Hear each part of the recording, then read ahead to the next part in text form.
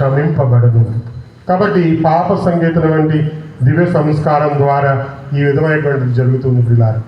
అలాగే పునీత అగస్టిన్ గారు అంటున్నారు, ఏ man is going for confession like a sinner.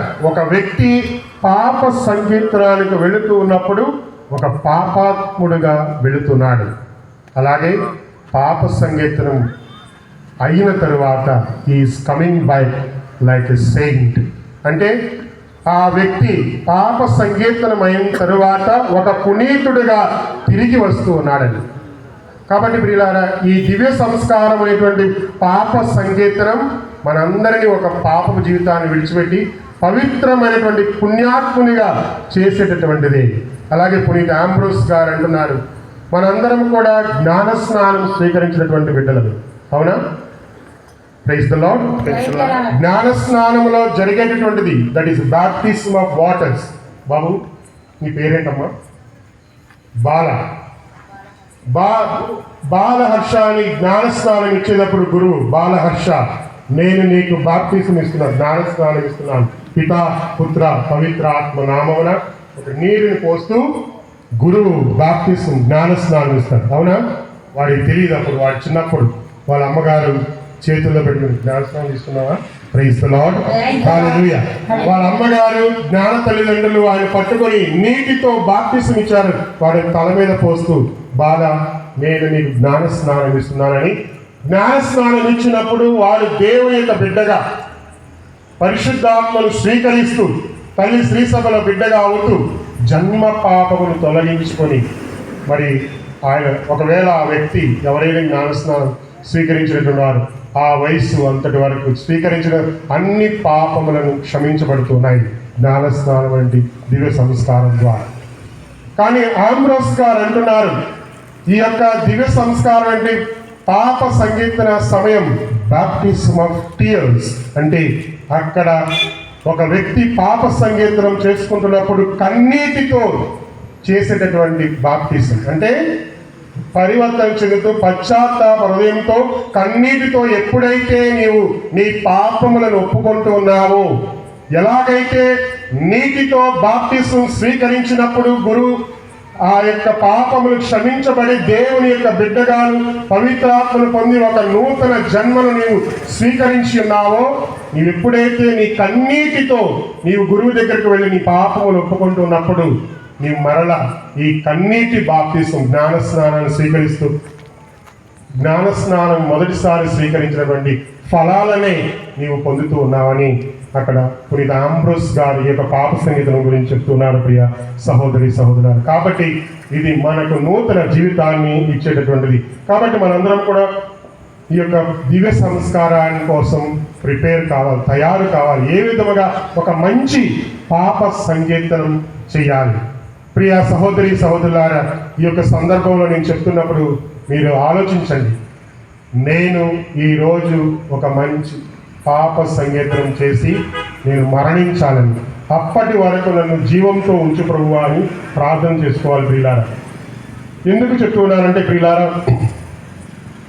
మనందరి జీవితాల్లో చాలాసార్లు కొన్ని విషయాలు శిరాపుత్రుడైన యేసు జ్ఞాన గ్రంథం 5వ అధ్యాయం 5వ వచనం.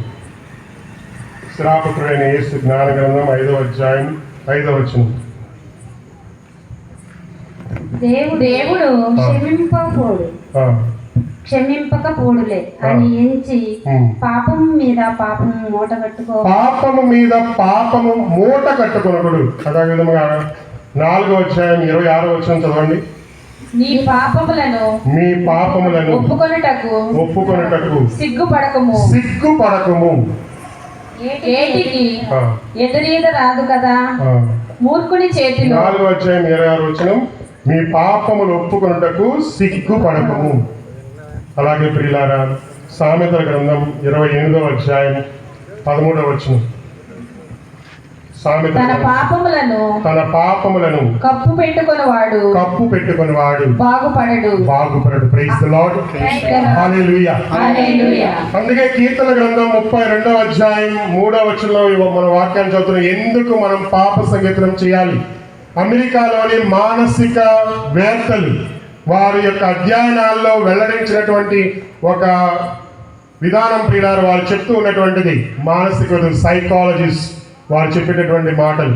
కథోలిక క్రైస్తవులారా, మీరు ఎంతటి అదృష్టవంతులు, మీరు మానసిక రోగులుగా అవ్వడం లేదు. ఎందుకని? మీకు దేవుడు ఇచ్చినటువంటి వరప్రసాదం ఈ పాప సంగీతమైనటువంటి దివ్య సంస్కారం. 32వ అధ్యాయం 3వ నేను నా తప్పును ఒప్పుకొనక నేను నా తప్పులను ఒప్పుకొనక మౌనముగా ఉన్నప్పుడు దినమంతయు నిట్టూర్పులు విడిచుచు కృంగి కృషించితిని. This a kind of disorder in psychology.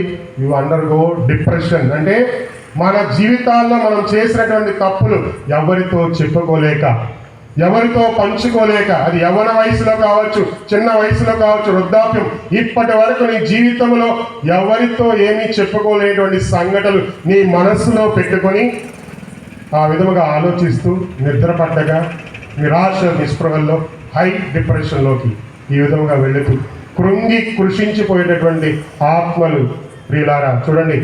ఎప్పుడైతే మన పాపములు ఒప్పుకుంటగా ఉంటామో మన మానసిక అవస్థ ఆ విధంగా ఉంటుంది.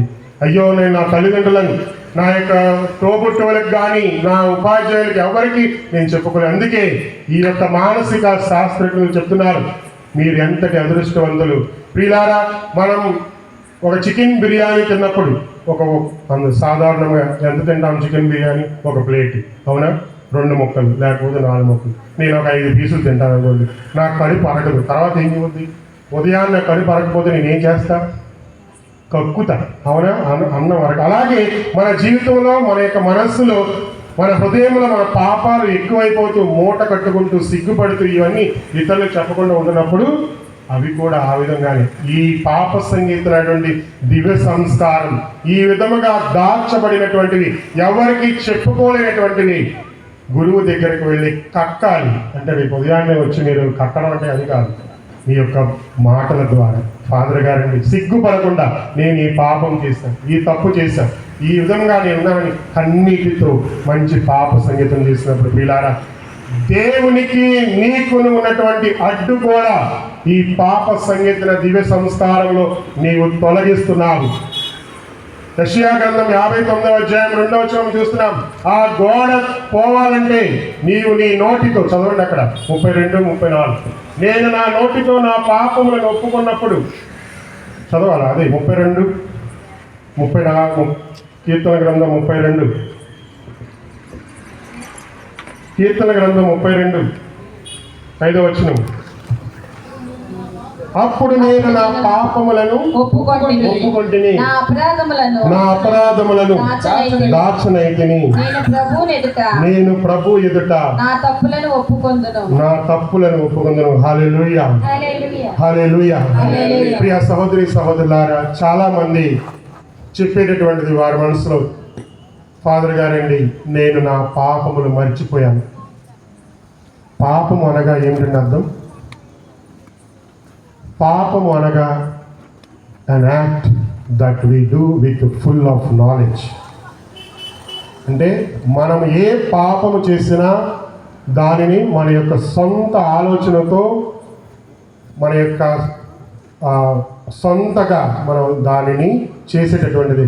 మన ఏంటి మన దానికి కరెక్ట్గా వచ్చిన ఎక్కడుందంటే సామెతల గ్రంథం, మన అంతరాత్మను చంపుకొని మనం చేసేటటువంటి క్రియ. ఇలా సామెతల గ్రంథం 20వ అధ్యాయము 27వ వచనం. కుమారా, సామెతల గ్రంథం 20వ అధ్యాయం 27వ వచనం. మనలోని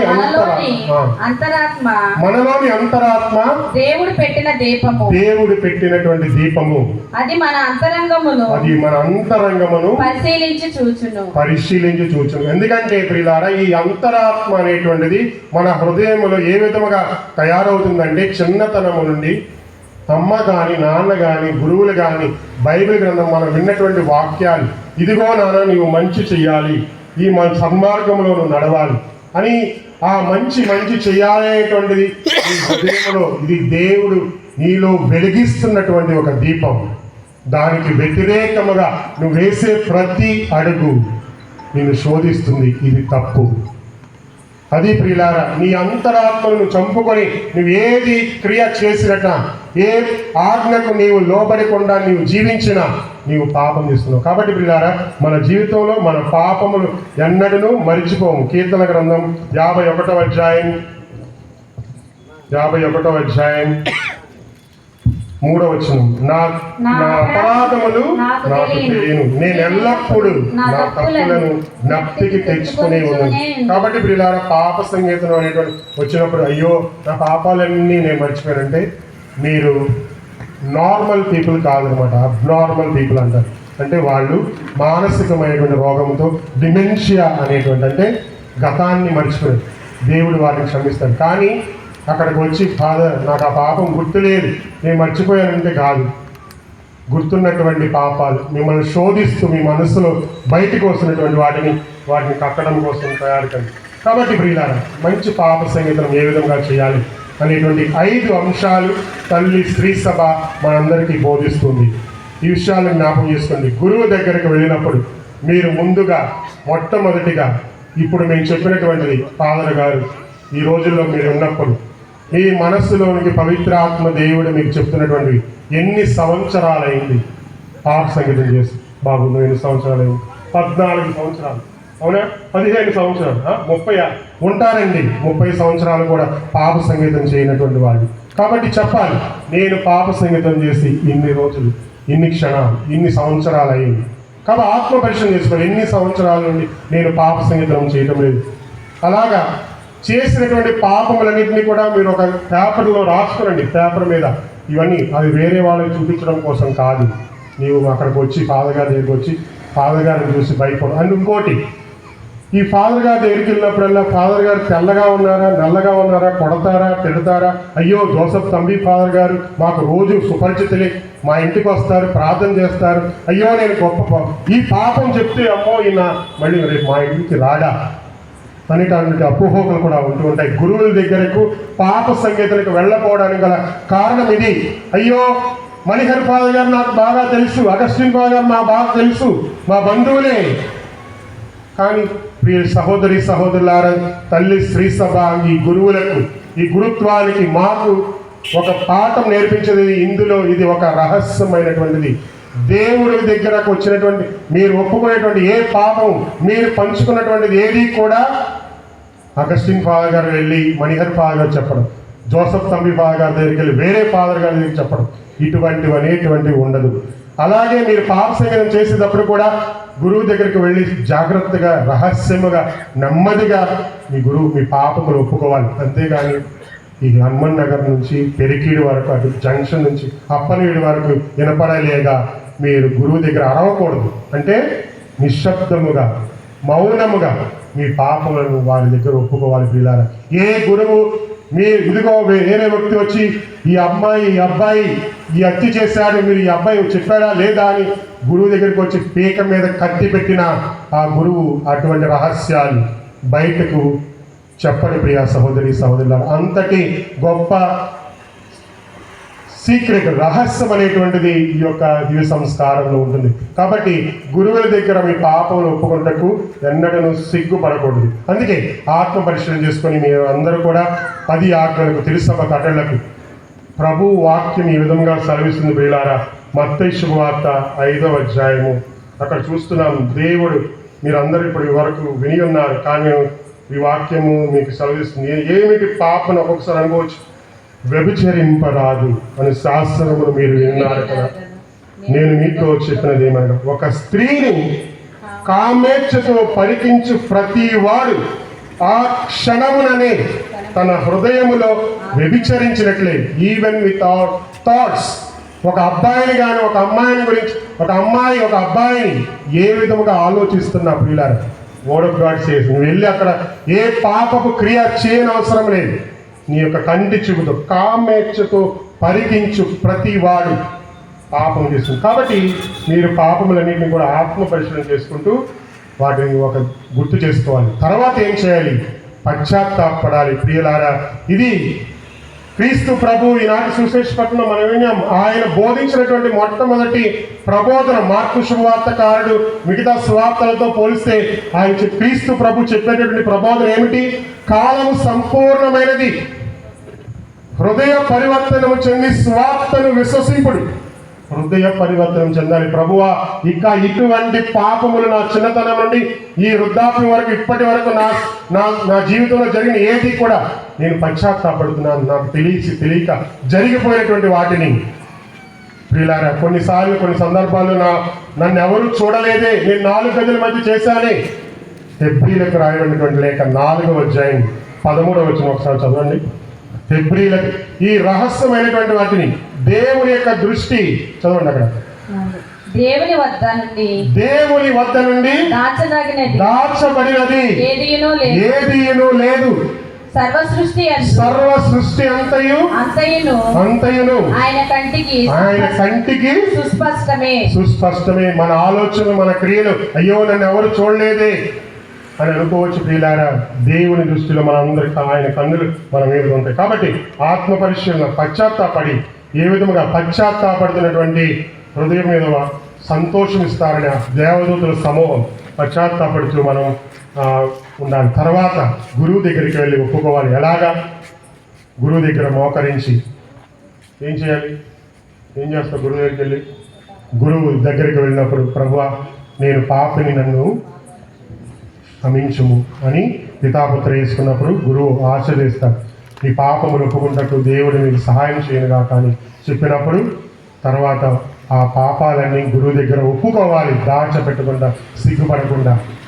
ఆ పాపాలు ఒప్పుకున్న తరువాత ఏం చేయాలి? గురువు ఈ విధంగా అపరాధం చెల్లించాలి. గురువు చెప్తారు, ఈ విధంగా చెయ్యి, ఈ విధంగా చేయదు. ప్రియులారా, లూకా శుభవార్త 15వ అధ్యాయం 11-38 వచనాల్లో మనం చూస్తున్నాం. మీరు పాప సంగీతానికి వెళ్ళినప్పుడు ఎప్పుడైనా మీ జీవితంలో గుర్తుపెట్టుకోనండి, ఆనాడు ఆ చిన్న కుమారుడు తండ్రి దగ్గరకు వెళ్ళి, తండ్రి, నేను నీకును దేవునికి ఘోర పాపం చేసి తిని నేను నీ యొక్క కుమారుని కూడా అనిపించుకోవడానికి తగనని పశ్చాత్తాపంతో అక్కడికి వెళ్ళి మోకరించి ఆ తండ్రి దగ్గరికి వెళ్తున్నప్పుడు చూడండి, ఈ పాప సంగీతంలో కూడా మీరు కూడా వెళ్ళినప్పుడు ఆ తండ్రి తన చిన్న కుమారునితో ఏమంటున్నాడు అక్కడ?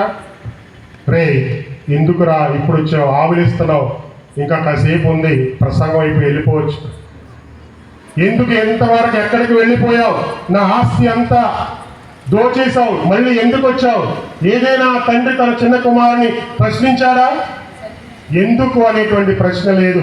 నీవే పాపం అయితే నువ్వు చెప్తూ ఉన్నావో గురువు కూడా అక్కడ ఉండి, హే ఎందుకు చేస్తావు, ఎందుకు చేస్తావు అని ఎప్పుడు కూడా ఏ గురువు కూడా అడగడు. ప్రియులారా, అక్కడికి వెళ్ళిన తర్వాత గురువు గురించి అటువంటి ఆలోచనలు మీరు పెట్టుకోవద్దు. తండ్రి ఏ విధంగా తన కుమారుని క్షమించి ఉన్నాడో గురువు కూడా ఈ యొక్క దివ్య సంస్కారములో ఆ వ్యక్తి యొక్క పాపములను క్షమిస్తున్నాడు. ఏ విధముగా ఆ పాపములు ఒప్పుకొనడం ద్వారా ఆ తండ్రి తన చిన్న కుమారుని దగ్గరికి చేరపిలిచి ఇచ్చినట్లుగా తల్లి శ్రీ సభ గురువుకి ఇచ్చినటువంటి అధికారం, ఎవరి పాపములైతే మీరు క్షమించబడతాయో, దయామయుడైన సర్వేశ్వరుడు తన ఏకైక కుమారుని మరణ పునరుత్థానం ద్వారా ఈ లోకముతో సఖ్యపరుచుకుని పవిత్రాత్మను పంపిన శ్రీ సభ పరిచర్య ద్వారా నేను నీకు పాప విముక్తిని ప్రసాదిస్తున్నాను అని ఒక్క మాట చెప్తాడు. సలహా ఇస్తాడు, ఈ విధముగా జీవించాలి. చివరిగా ఇచ్చేటువంటి ఈ ఆశీర్వాదం స్వీకరించాలి. ఏమిటి ఆ ఆశీర్వాదం? మరల నీవు పోగొట్టుకున్నటువంటి దేవుని యొక్క ఆశీర్వాదాలు పొందుకునే సమయం. ఆనాడు తండ్రి తన కుమారునికి ఇదిగో ఉంగరాలు, నూతన వస్త్రాలు, నూతన చెప్పులు, మరి ఇవన్నీ మరలా బహుకరించినట్లుగా ఈ దివ్య సంస్కారములో నీవు పాప సంగీతం ఒప్పుకొని గురువు ఇచ్చేటటువంటి ఆశీర్వాదం ద్వారా అటువంటి గొప్ప ఆశీర్వాదం మేళ్లను నువ్వు పొందుకుంటున్నావు. మరలా నూతన జన్మ, బాప్టిజం ఆఫ్ టియర్స్. కాబట్టి ప్రియులారా, ఆ విధముగా అక్కడికి వెళ్ళి గురువు దగ్గర ఒప్పుకొని ఈ యొక్క ఆశీర్వాదం తీసుకొని తిరిగి వెళ్ళి గురువు చెప్తాడు ఒక పరలోక జపం, ఒక దేవప్రసాదం, అలాగే లేకపోతే ఏదైనా బైబిల్ వాక్యాన్ని చదువుకొని ధ్యానం చేయమని ఆ అపరాధాన్ని చెల్లించాలి. పిల్లాలి గుర్తుపెట్టుకోండి. 5 ఆత్మ పరిశీలన, తర్వాత పశ్చాత్తాపడాలి, తర్వాత ఒప్పుకోవాలి మనం చేసినటువంటి పాపం. అలాగే ఇక పాపం చేయని, ఆ అపరాధం చెల్లించి ఇక నిర్ణయం తీసుకోవాలి. పాప సంగీతం అయిన తర్వాత, ప్రభువా ఇక ఇటువంటి పాపములు పడకుండా నన్ను కాపాడు, ఇక నుండి ఇటువంటి పాపములు చేయనని మీరు అందరూ మనం అందరం కూడా ఆ విధంగా మంచి పాప సంగీతం చేయడం కోసమై మనందరం తయారు కావాలి ప్రియులారా. కాబట్టి ఈ యొక్క దివ్య సంస్కారం మనందరికీ అవకాశాన్ని ఇస్తుంది. మరి చివరిగా ఈ యొక్క అవకాశాన్ని ఈ యొక్క ప్రసంగం ముగించే ముందు ఒక విషయాన్ని చెప్పి నేను ముగిస్తున్నాను. పునీత పౌలు ఏ విధంగా కొరింథీ సభకు చెప్పి ఉన్నాడు, తల్లి శ్రీ సభ పేరిట దేవునితో సఖ్యపడుడు. అలాగే ప్రియులారా, మత్తయి శుభవార్త 5వ అధ్యాయం 23వ వచనం, సామెతల గ్రంథం 28వ అధ్యాయం 13వ వచనం,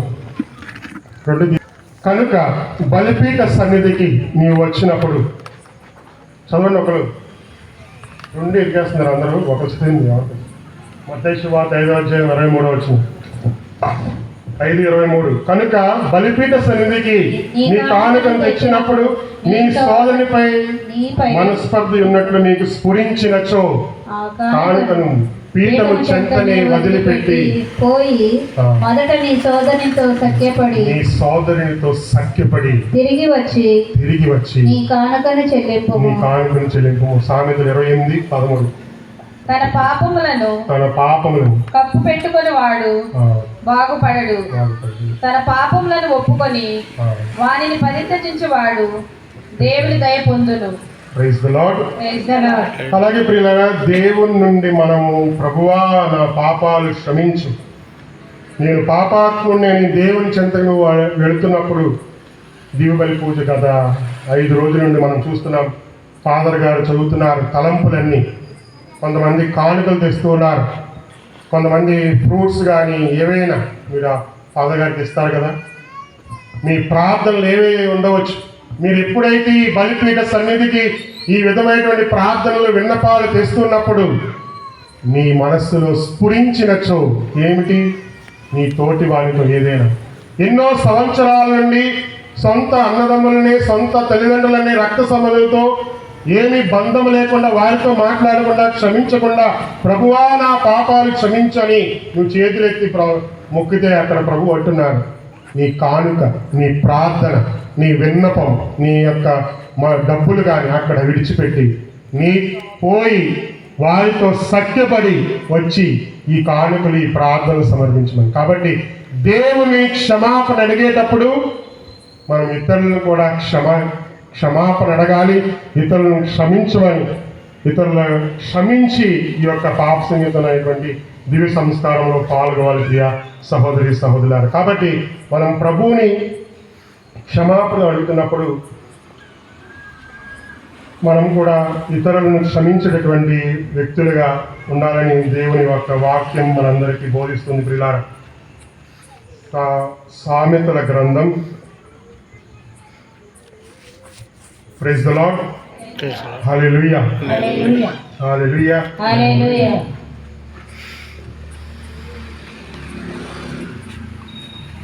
సామెతల గ్రంథం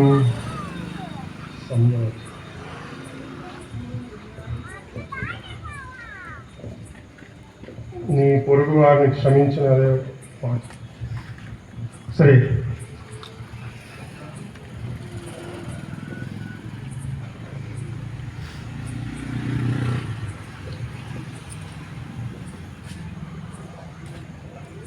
సామెతల గ్రంథంలోనే 15:3వ అధ్యాయం 3వ వచనం, 15. ప్రభు సమస్తమును పరికించును, నరులు చేయు మంచి చెడ్డలను కూడా గురించి మనం. కాబట్టి వీళ్ళారా మన యొక్క జీవితం శిరాపుత్రుడైన యేసు జ్ఞాన గ్రంథం 28వ అధ్యాయము 2వ వచనం, నీవు తోడి నరుని అపరాధములను మన్నించనిచో నువ్వు మొరపెట్టినప్పుడు దేవుడు నీ అపరాధమును మన్నించడు. కాబట్టి ప్రియులారా, మనందరం అక్కడ 6వ వచనంలో చివరిగా చెప్తున్నాడు, నీవు చనిపోవుదువని నెప్తికి తెచ్చుకొని నీ పగను అణుచుకొనుము. ప్రైజ్ ది లార్డ్, హల్లెలూయా, హల్లెలూయా. బలి పూజలో మనం ప్రార్థన చేద్దాం. ప్రభువా, మంచి పాప సంగీతం చేసే ఒక గొప్ప అవకాశం మాకు దయచేయి, మాకు మంచి మనస్సును, హృదయాన్ని దయచేయమని అందరం కూడా ప్రార్థన చేద్దాం. దయచేసి గమనించండి, ఈరోజు పూజ పూజ అవ్వగానే ఒక ప్రత్యేక సాంగ్యం ఇక్కడ జరుగుతుంది. అది మీ జీవితాన్ని అంతా కదిలిస్తుంది. కాబట్టి సప్రసాదం తీసుకున్నాక ఎవరు పారిపోవద్దు. మీరందరూ గమనించండి. మీరందరూ పాల్గొనలేదనుకో చాలా బాధపడతారు. కాబట్టి ఇక్కడ కూర్చొని అందరూ గమనించండి. ఒకవేళ 5-10 నిమిషాలు కొంచెం లేట్ అయినా పర్వాలేదు. ఈరోజు పూజ అవ్వగానే లైట్లంతా బంద్ చేసి ఒక సాంగ్యం జరుగుతుంది. అది నీ జీవితాన్ని అంతా కదిలిస్తుంది. కాబట్టి ఎవరు సప్రసాదం తర్వాత ఇంటికి వెళ్ళవద్దు. పూజ అయిపోవటం లేదు. పూజ అయిపోయిన తర్వాత ఇంటికి వెళ్ళదు. ఒక సాంగ్యం ఉంది, అందులో పాల్గొనాలి.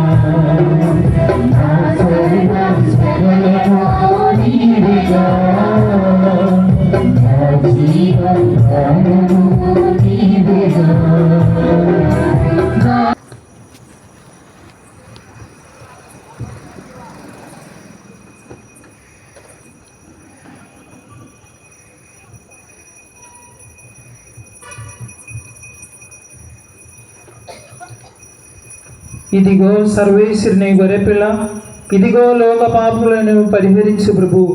గొర్రెపిల్ల విందుకు పిలువబడిన వారు ధన్యులు. ప్రభువా, మీరు నా ఇంట ప్రవేశించుటకు పాత్రుడను కాను, కానీ మీరు ఒక మాట పలికిన నా ఆత్మ స్వస్థతను పొందును. క్రీస్తు శరీర రక్తములు నిత్య జీవమును దయచేయునుగాక. ఆమేన్. సప్రసాదం కోసం మీ దగ్గర గురువులు వస్తారు. దయచేసి గమనించండి. ఎవరు